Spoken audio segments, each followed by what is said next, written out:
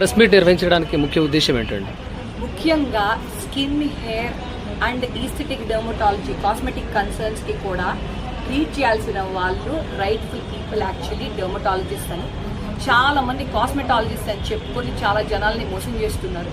So ఈ విషయంలో awareness create చేయడం కోసం అసలు రియల్ డాక్టర్కి ఈ అన్క్వాలిఫైడ్ అనెథికల్ ప్రాక్టీషనర్స్కి తేడా ఏంటో చెప్పడం కోసం మేము అంటే నేటి యువత చాలామంది సోషల్ మీడియాకి అట్రాక్ట్ అయిపోయి వాళ్ళు చెప్పినటువంటి ప్రోడక్ట్స్ వాడుతూ చాలామంది స్కిన్ సఫర్ అవుతున్నటువంటి గర్ల్స్కి కావచ్చు, పురుషులు కూడా ఉన్నారు. వీళ్ళందరికీ ఏంటి మీరు ఇవ్వాల్సినటువంటి సలహా? ఒకటి, ఇన్స్టాగ్రామ్ నుంచి ప్రిస్క్రిప్షన్ తీసుకోకూడదు. ఎందుకంటే ఇన్స్టాగ్రామ్లో మీకు ప్రోడక్ట్స్ అమ్మే వాళ్ళు నిజంగా డాక్టర్లే అయినా కూడా ఎథికల్ డాక్టర్స్ కాదు. ఏ ఎథికల్ డాక్టర్ కూడా ప్రోడక్ట్స్ అలా అమ్మరు. ఎందుకంటే అది it is against the medical code of ethics.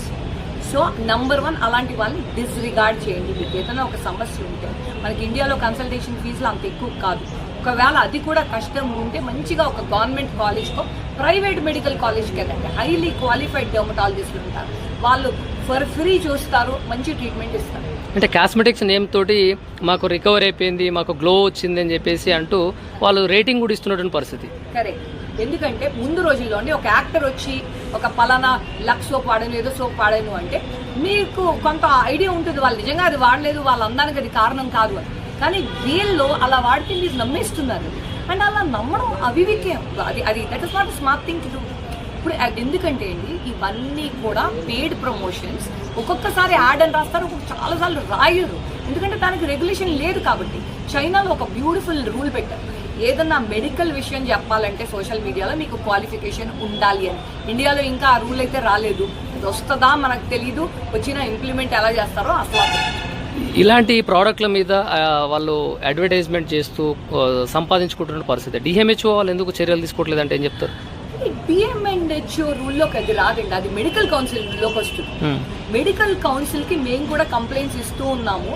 Problem ఏమైందండి, ఎంతమంది వేల జనాలు ఇది చేస్తున్నారు, లక్షలు చేస్తున్నారు ఇవి.